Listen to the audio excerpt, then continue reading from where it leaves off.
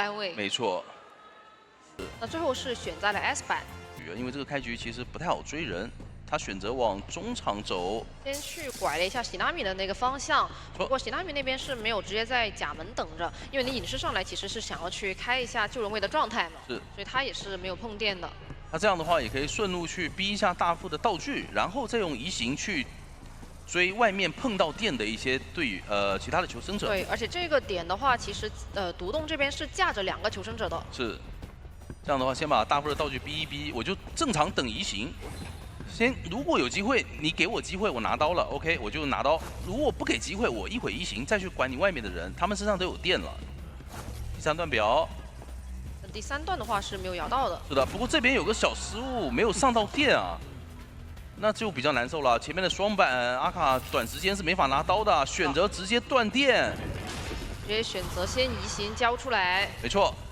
这个点位拿一刀，然后再用奇迹去补上一波电，但是下一个表马上要好了。赛琳怎么说？非常的精准，奇迹能中吗？中了，秒杀，又是一波秒大副，1分钟。这隐士的话，其实比较舒服的一个节奏，你得牵制到3台多。对，现在是只有3个半台，而且从他断电到再次连电，只花了30秒钟。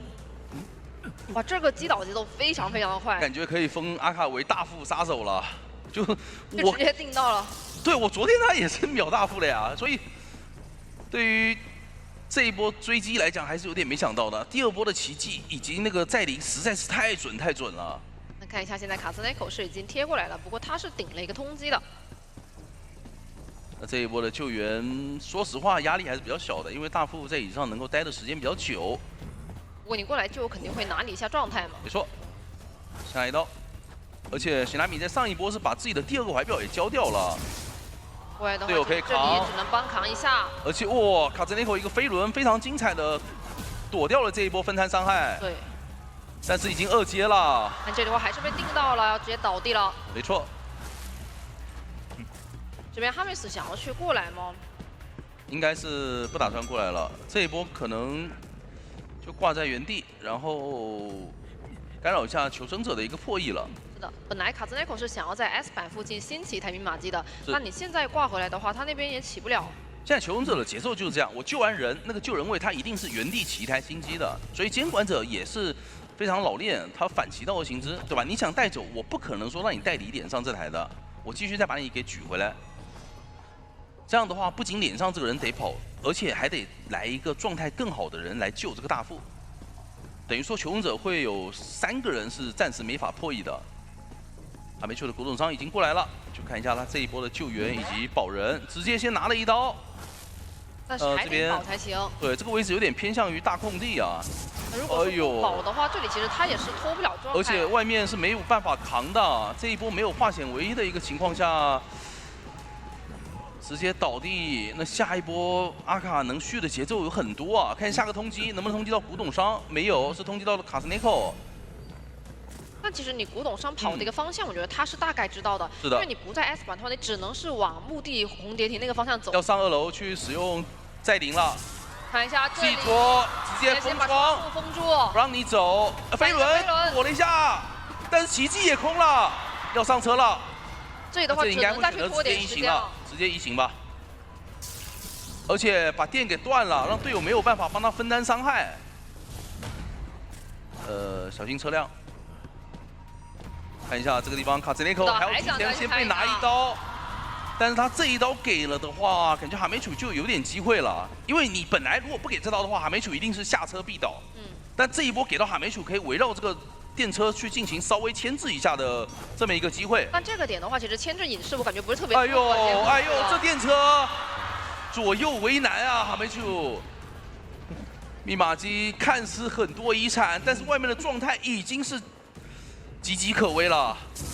非常精准的一波寄托，直接传到了脸上。远程控到了斗笠鼠，但是这里卡兹内口已经被摸满。 还好是及时调整到了。是的，一波悬停，看一下准备上什么电呢？一波点刺。但是外围其实密码机要补的还是有点多。是的。他现在需要拖很久的时间。上了个蓝电，外面斗笠鼠可以帮忙扛这一刀，飞轮规避。那现在脸上这台有没有可能被传开呢？脸上这台，那台好像不太够。是，但是他其实是一直在注意卡斯内口那边有没有偷偷回去补假门密码机。对，这里想带倒外面的斗笠鼠，寄托直接可以拿到。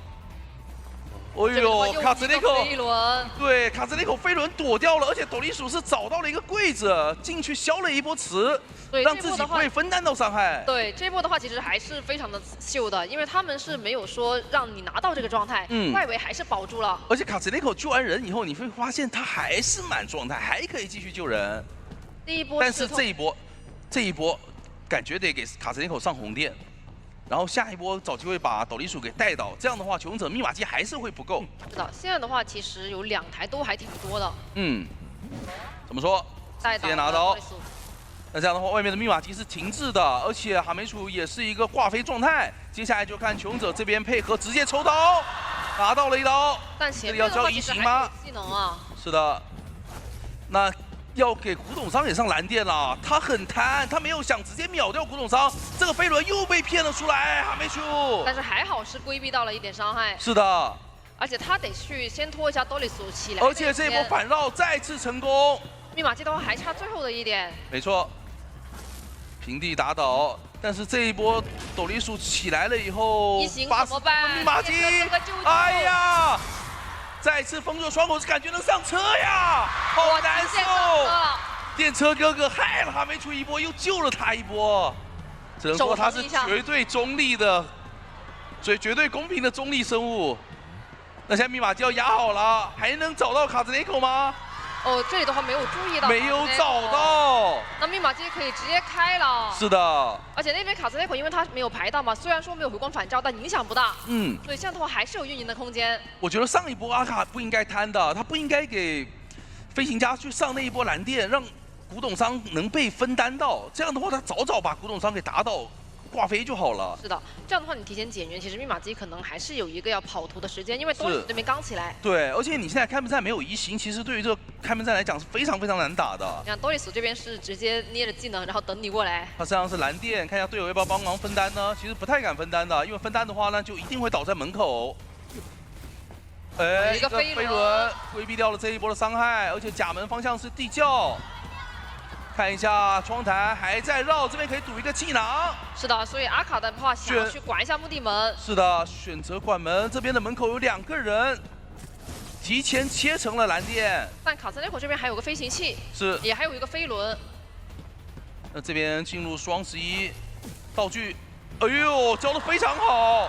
是先喷气背包，再用飞轮，再补上喷气背包，这车又来了。是的，不过这个牵制的话，其实就有点难走了。没错，因为你本来是甲门方向的地窖嘛，如果说你往墓地这边倒的话，就只能拖下时间。是的，5秒钟的一个移形，但是应该是已经管不了学校门了。而且卡兹内口那边是已经没有绝处逢生了。是的，看一下一波奇迹，被气囊给拦住了。但这一把的话，我觉得平局对于阿卡来说是亏的。是的。德塔求生者只能说他们还是非常的有韧性啊。因为其实救神器的话，对于阿卡来说还是非常有多赚。量之高了。对。而且里面去压迫的话，他们可能也得去是断你一波关键技能的。是的。哎，看一下，直接切轮形态去找一下 Unpi。是的。那这一波直接处理弓箭手，那我就不用防他的 OB 了，确实是一个比较不错的思路。但这里的话，看一下 Peter 的一个熟练度。这里直接是进行了一个倒车。非常高的熟练度，但是目前还没有上到刺。哎，倒车又一波倒车，成功上到了刺，速度非常之高，而且骗你回来砸板，其实这个地方是砸不到的。而且感觉他其实很有自己的一些小操作。没错，躲了一下，然后再把这个窗封一下。没错，选择切轮形态，先给 Unpi 再来一根刺。哇，这个地方剑虽然说是上到了，但是。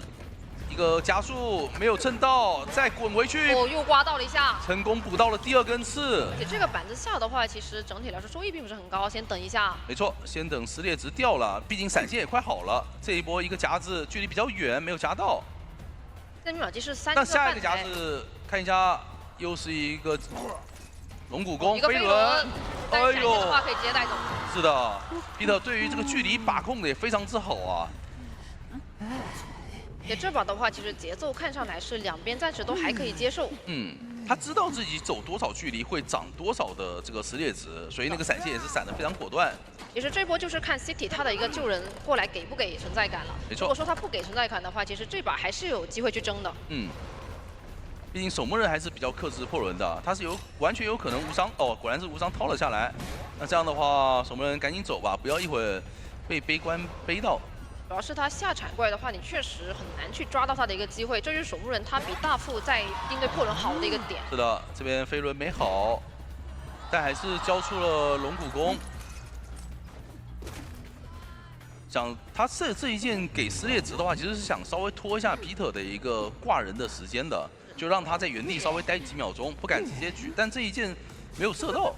这波的话可以切轮形态再过来刷一波。因为你其实外围已经是没有化险为夷了，就是看你救人的这波。没错，而且 Peter 其实还差一点点到2阶啊。这一波如果说能够无伤救下来的话，是没有2阶的。有没有机会用秘弩稍微牵制一下？鳞片先下板。那这样的话，把 NP 给架住，不让他走。单腿的话过来能有一下。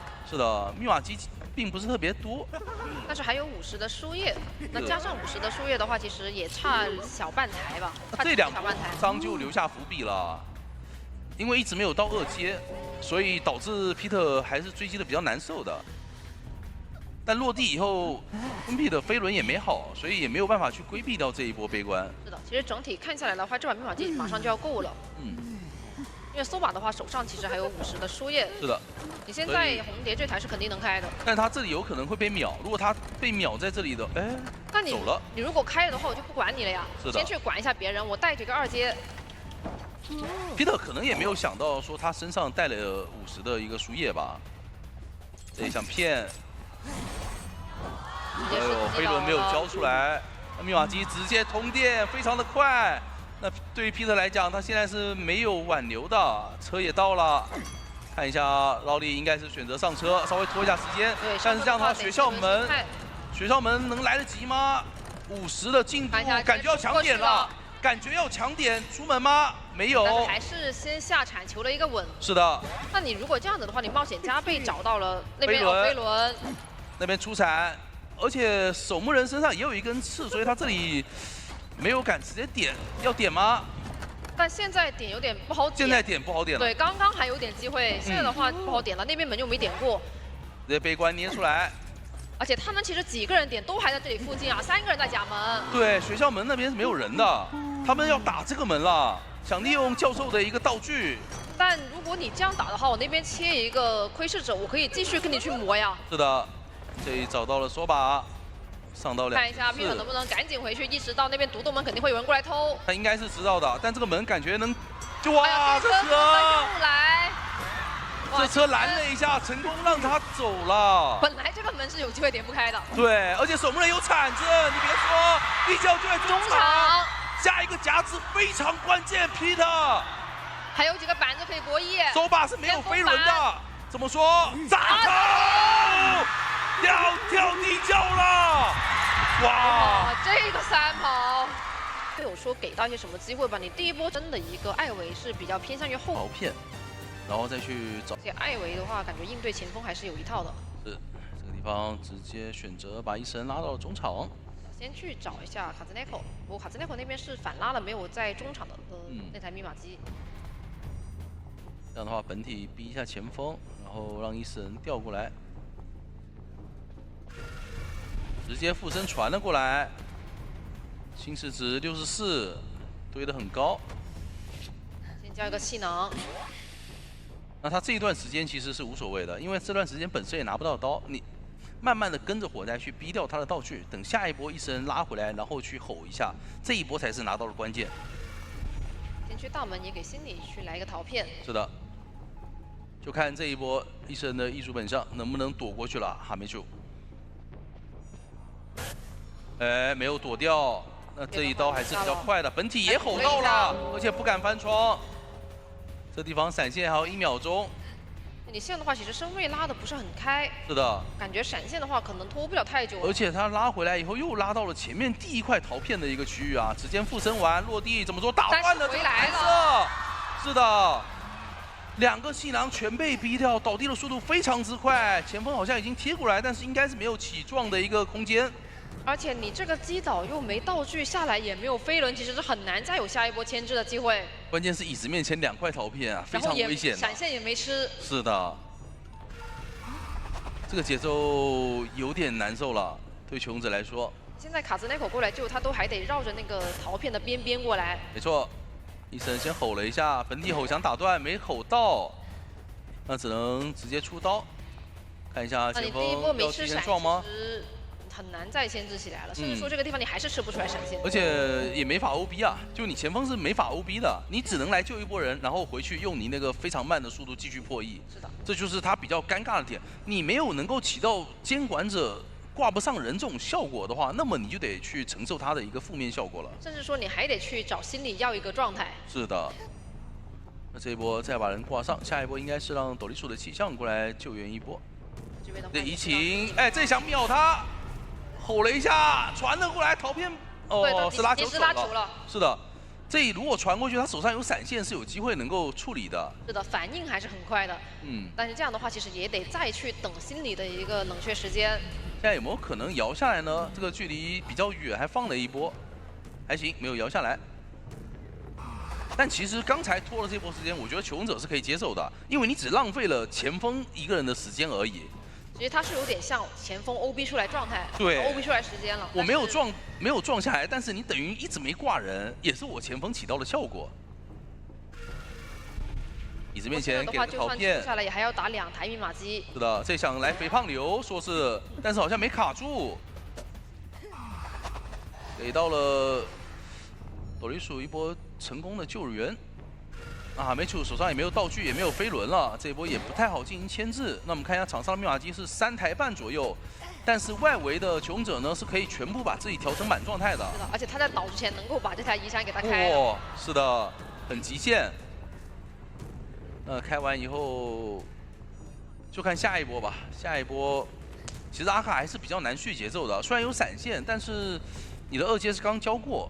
如果说你能够找到这个心理，对吧？直接附身他去打倒，但是，哎，直接选择来闪这个斗笠鼠，对，那这不还行？现在密码机的话，外围心理那台是已经差不多要脱开了，还差60左右。是的，因为斗笠鼠它是有附身。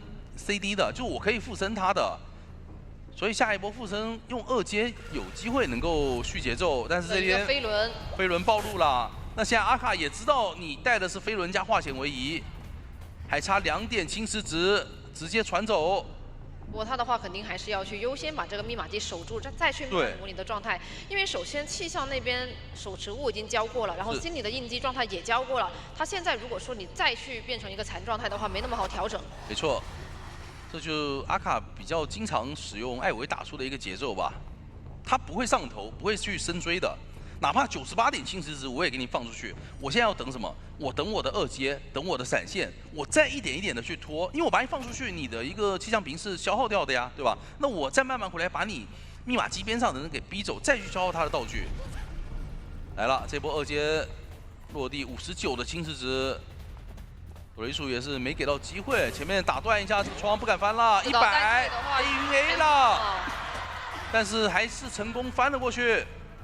那你前面的话其实也还有一个陶片，所以你还是得绕走。没错。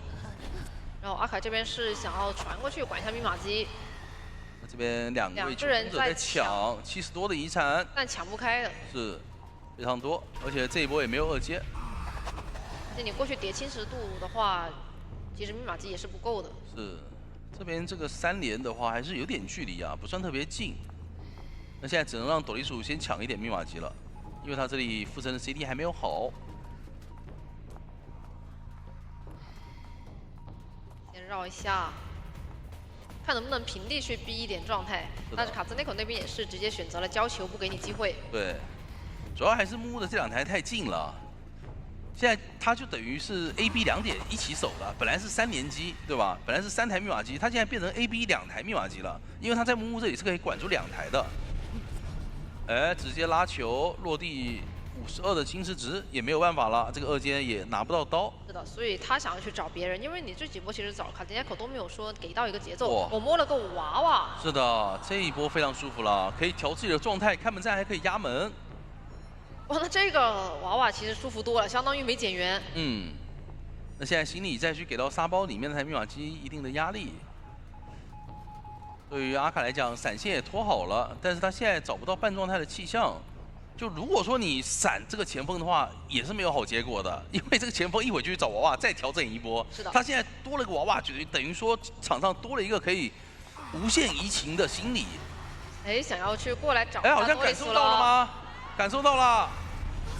这也能回吗？100、没有回到。哎呦，是的。找到了一波机会，但是伊斯恩也离小木屋的密码机很远了，这也得赶紧找机会把伊斯恩给调回去。其实感觉刚刚的那个调整真的是差的不是很多，但是阿卡那边反应太快了。对，我感觉应该是马上要摸好了，说实话。已经是有大概80多的一个进度了。对。那现在求生者这边可以看到密码机最后一台是70左右，阿卡赶紧把伊斯恩调过去，给心理附身一个逃变。还没压好，还差一些。抽了一刀，那这波感觉应该要往外拦了。就看心理那边，如果侵蚀值涨了，赶去碰密码机，他一定是会过去处理他的。但多利鼠那边没有回光返照，也不太好处理啊。求生者那边有飞轮，直接交闪。现在场上前锋是半状态，心理马上要贴到小木屋的密码机了，先放下来，因为他要拆陶片，吼打断你拆陶片，直接传回来，但是传的是短的这一个陶片，他就是要管这台密码机，哪怕有一个可以2挂的气象，我都不管了。是的，一会儿再管。嗯。那这样的话，前锋也是在调整一个气象的状态。是。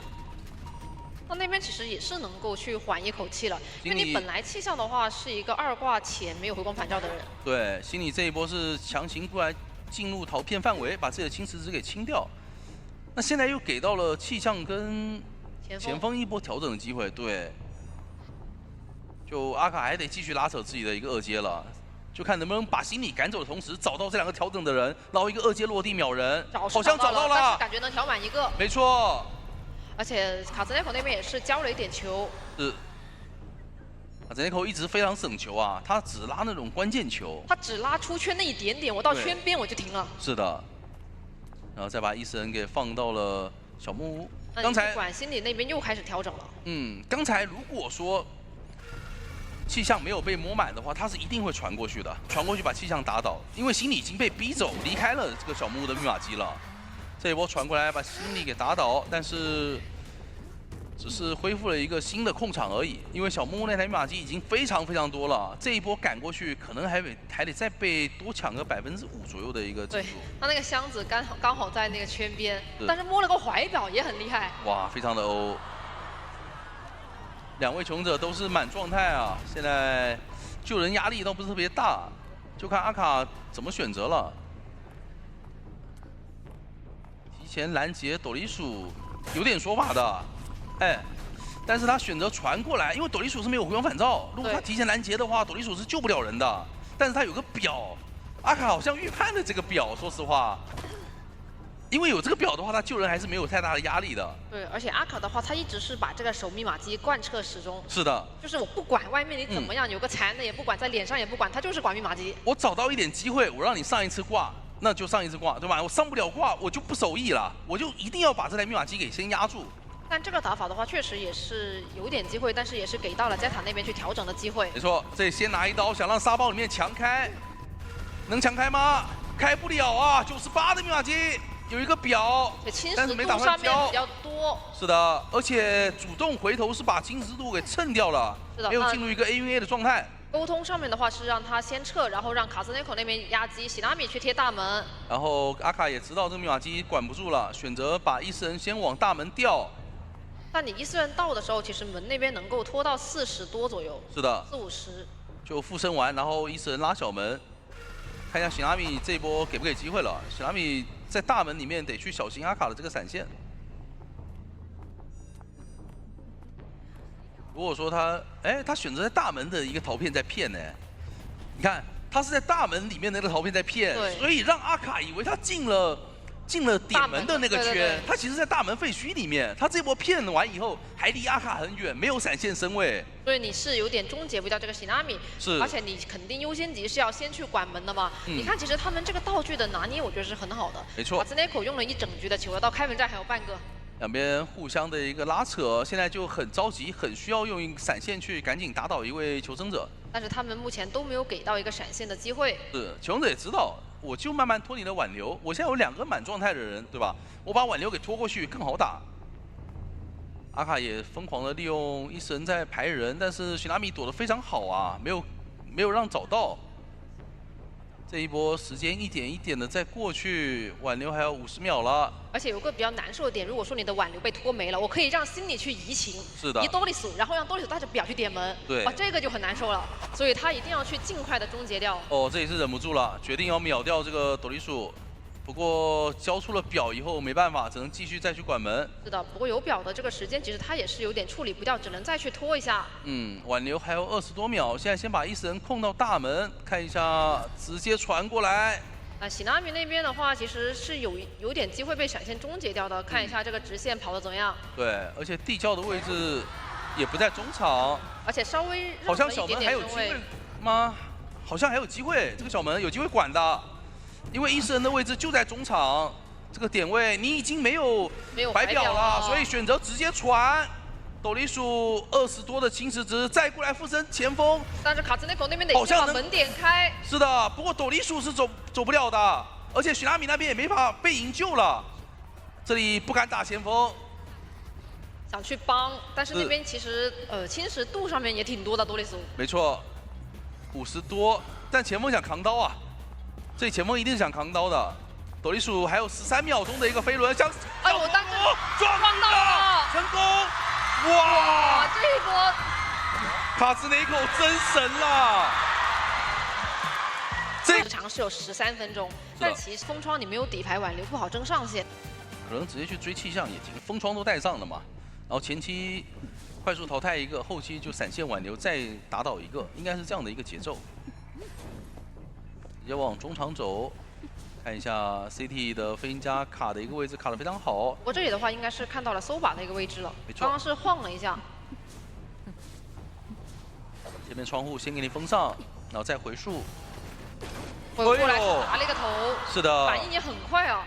他这个是比较常规的一个追击思路，但是刚好那个影子是流到了板间，手把直接砸头。后面还有2个板，这2个板甚至牵制了这么久，道具都还没交啊。是的，就更别说如果你交魔术棒。提前交魔术棒，让自己有个小加速，再拉板弹。你这一波过去的话，感觉有机会隔双刀啊，这里不好翻，身位不太够的。没错。如果说你那个魔术棒能够用在板间，这样的话应该是能翻的。是的，但是他当时可能觉得不交魔术棒的加速，他没法去翻那个板了，就没法板。就你可能绕一圈，不能绕2圈。骗了一波，但脚印暴露了，这里有闪现。这个短板应该是不用交闪了，哎呦，还是选择交了，非常果断。他觉得那个身具是有可能再被板区骗一下的。过来的话也是先处理一下前锋。而且你闪现是刚交过的，刚交过的话，文痞一定是过来看一眼。没有撞，很稳。这里难道是选择撞救吗？真是选择撞救了。直接撞救歌剧的话还是比较少见的，毕竟歌剧是单刀型的角色嘛。再补一波撞，想骗一下，隔双刀没打到，那这一波有机会能26的，因为他是没有闪现了，前锋还能再帮忙，哇，再骗一刀飞轮，但是场上密码机进度并不算多，只有2台半左右，手把很难再继续坚持了。这里的话其实也是差不多了嘛，还在修，而且把自己的板弹用出来了，前锋还在 OB， 而且让你的话也过来了，一个强风，这个强风给到了下2个板的时间，往前面转的话还有个长板，这一波 Peter 是预判到了文痞一定会撞。但是也没关系，文痞撞完他是可以去调整的，只要保住手把，让手把能够转到小木屋。你没有闪现，你拿什么击倒手把？是的，但是 Peter 这边感觉有点小紧张了。是的，选择回溯过来管前锋，因为前锋刚刚是半状态，而且气象给到的这个暖雨实在太过嚣张，还在骗，直接一刀打倒。但相当于你外围的话，其实也是给了3台密码机嘛，3台换一个前锋给你。你等于3台密码机前锋刚上移，但是外面的话是只有一个化险为夷了。看一下这一波能不能逼救，能逼救的话，Peter 还有一点机会。如果不能逼救的话，那一定是密码机慢慢的足够。是的，一个强攻线推走，感觉这一波的话还有机会再保一个状态。无伤掏了下来，气象能救2波，人直接往沙包最里面倒，不干扰遗产。是的，这样的话气象一会儿还不用换位，还能压满再来救一波，让外围的 City 他们去修。是的，而且 NP 下来以后，他飞轮有机会能好，就包括自己的球，还有挺多的。所以整体看下来的话，可以导到小木屋的地下室附近。哎，哦，因为沙包是遗产，沙包是多少的密码机啊？沙包75吗？好像不够。对，不过沙包那台是比较多的那台。是的。多瓦那边是比较少的一台。没错，因为 City 那边其实已经开完了嘛，所以让 City 去救也可以。所以现在的话，想要去找一下半状态。大门。说吧，这个位置感觉要被留在遗产了，直接交闪，预判了，倒了，还好抽倒了。对，这波要是没抽倒，我都不敢怎么想。是的，那现在压住了遗产，但还行，沙包里面可以立刻开台新的。对熊仔来讲，半挂，但是后面可以2个人一起保，所以沙包开新的没问题。好消息是这个魔术师已经挂过1次了。对，因为外面的这个魔术师他是有回光返照的，反而比前锋。开门战留下的伏笔会小一点。这里看到的脚印是前锋的脚印，但是一定会回溯的，毕竟手把是2挂，就看这里救下来以后能不能保住了。就算保不住，我觉得阿斯也能接受，因为看起来像这个平局啊，你闪现是刚交的。一刀打到了手把。是的，打到了针对。50的进度妖魔吗？这么猛？但前锋那边还有1/4的球能够偷袭一波。所以他得先去处理云品，那你处理云品的话，那边能不能摸打倒？好像不行啊，38，因为刚才放手了。啊？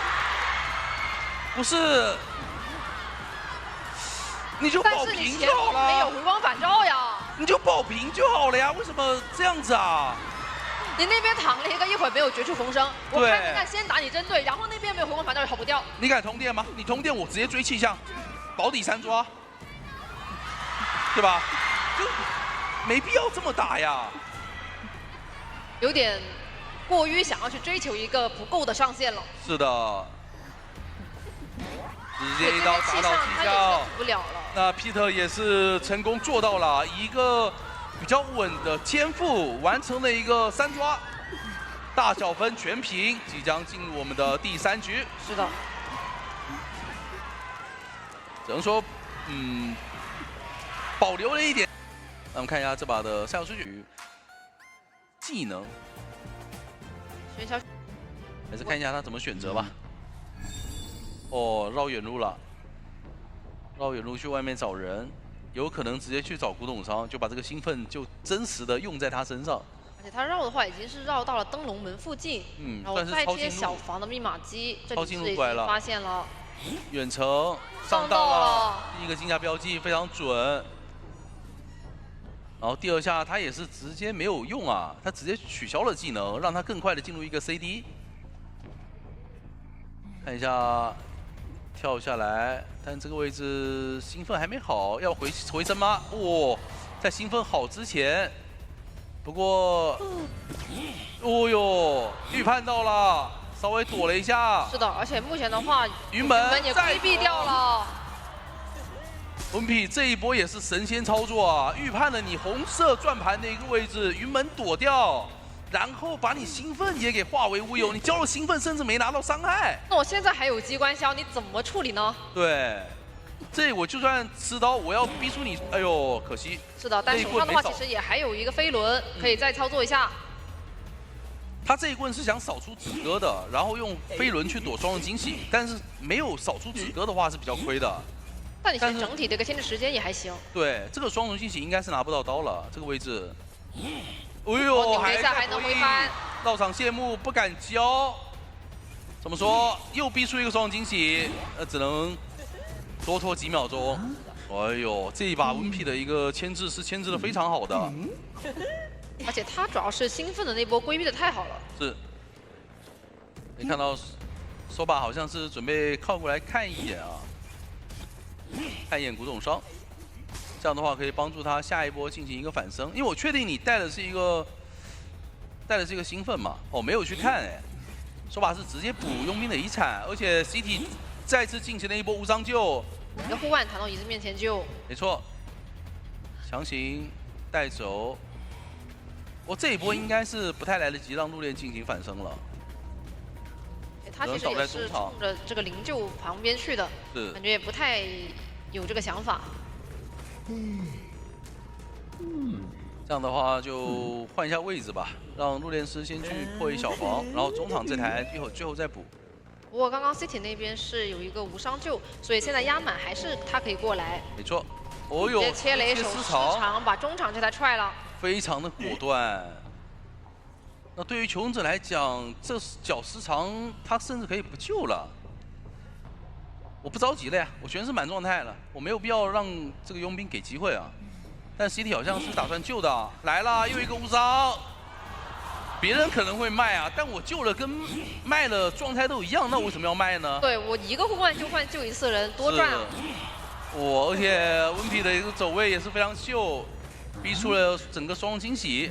密码机的话，现在差1台半左右，而且这把的话，他们还留了一个灵柩。是的。所以你相对来说，其实我的入殓师可以放心大胆去破密码机。我觉得最大的伏笔是3个人都有回光返照，而且 Miko Melody 的技能已经切成了失常啊，所以他的一个开门战会非常的难受。2段空中飞人，你其实是不太能够管住2个门的。他有可能被这个灵柩就在开门战完成3人3跑的。双惊喜的第2段，看一下红色选择是用绕场谢幕引爆，要不要再拉过来上双球？但是可惜只上到了1颗。但是回升的话是已经有了。是的，首先度非常高。现在场上密码机就是差2台了。而且他很想去干扰到中场的这台，不想让你修开。哇 ，CT 所以是又把 CT 赶走了。这么远的距离直接交护腕，但是最后一个护腕已经交掉了。现在下一波救人压力可能会稍微大一点。而且其实他们外围，然后把陆炼挂在小房，等于说最后一台遗产又被压住了。说把这一波牵制怎么牵制回自己遗产边上啊？但没关系，可以反身完跑。反身完直接他自己反身了之后，然后再去跑到角落去吧。对，他可以往狮子楼那边跑，然后把小房给解放出来。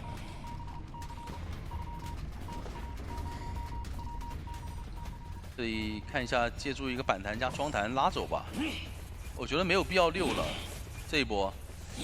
你这一波6也行吧，因为佣兵那边手上已经有40了。而且他是已经交过这个失常，暂时还没好。对。不过我是觉得带到那边可能会好一点。因为这台机会相对来说多一点。这样的话，2台密码机都在破译，Miko Melody 就完全管不住了，管哪台都不是。但是至少对他来讲是有个好消息啊，就开门战之前把陆炼师的灵柩给逼掉了。加上第一时间他是没有排到 Rolly 的一个位置。没错。接下来只要针对手把的陆炼师去打就好了。密码机85。卡了这个比较极限的气囊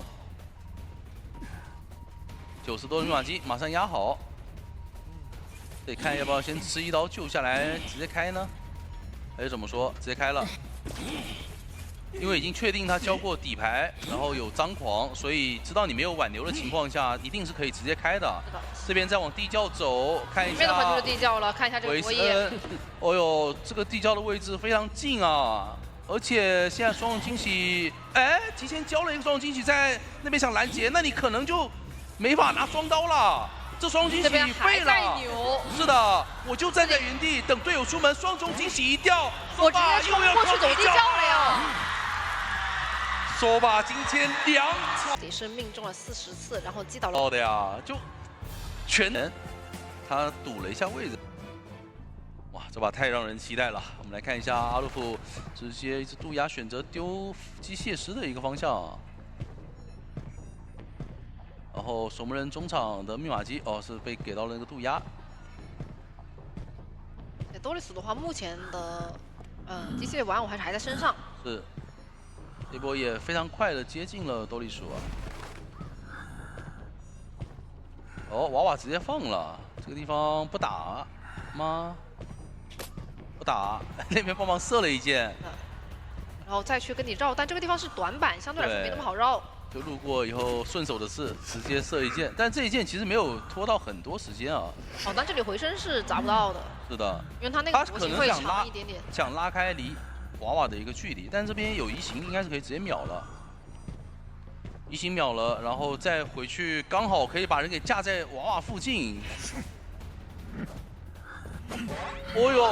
直接是补位到一个过板，好果断，对他把自己的凝视给取消了，然后一个过板刀。那我现在牵着过去，你还得卡兹内口过来帮一下，不然卡兹内口这一波是过来保娃娃的。对，他如果说不过来的话，我就直接牵着找娃娃了。对，所以阿鲁夫也不太敢走。但他这波还是得过来，因为我还是可以找娃娃。哎呦，又一箭，那成功把娃娃保出去吧。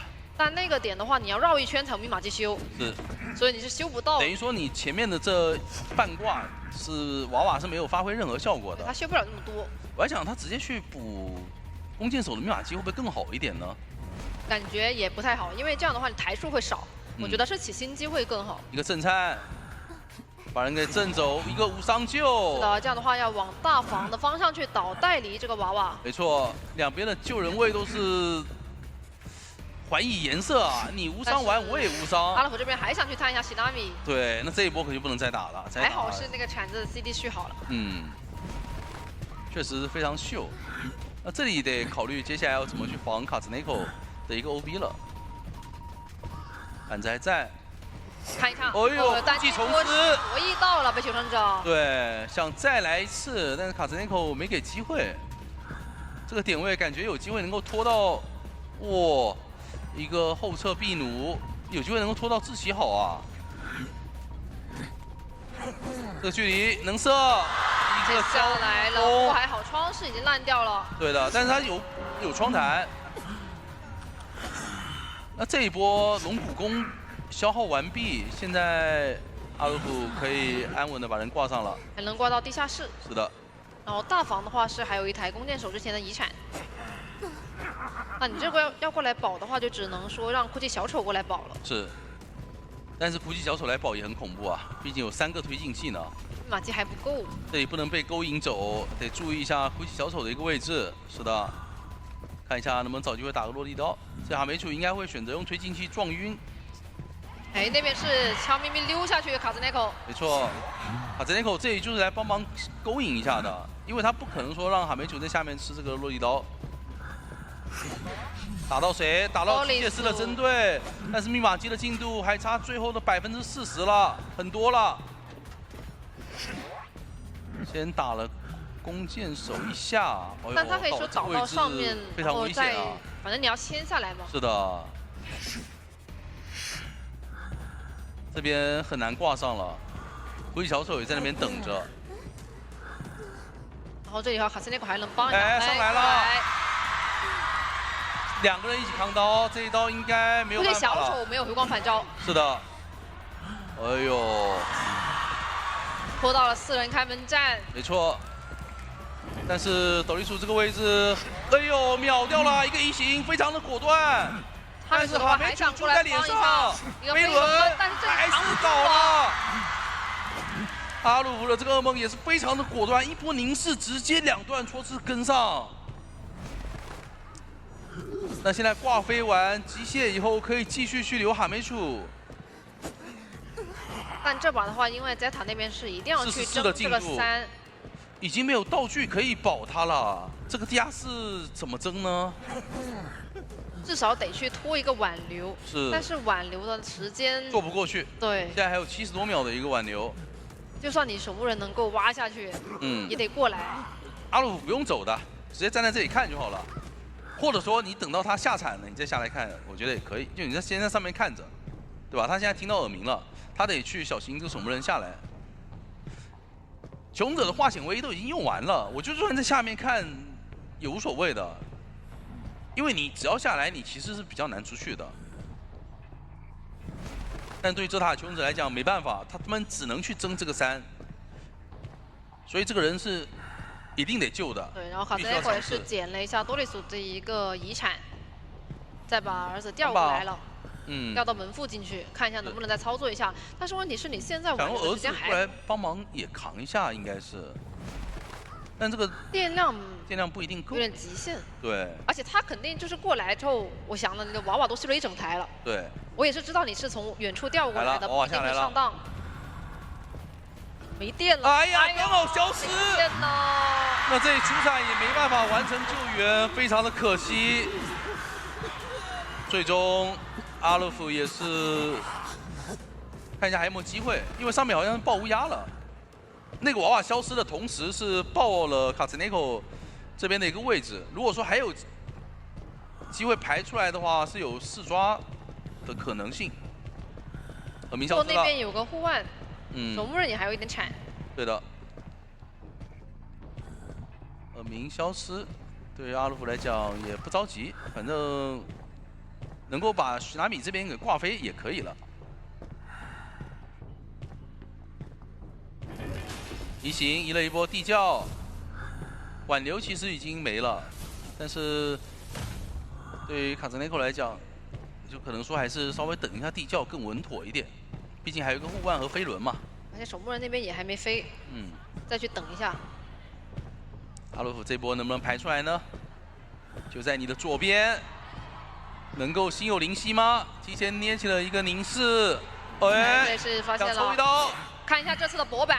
是的，跟之前一不一样。但是有护腕有飞轮，应该是没办法阻止这个地窖了。是的，那也是成功跳了一个地窖。那我们恭喜阿鲁夫，这里是快板子5个命中。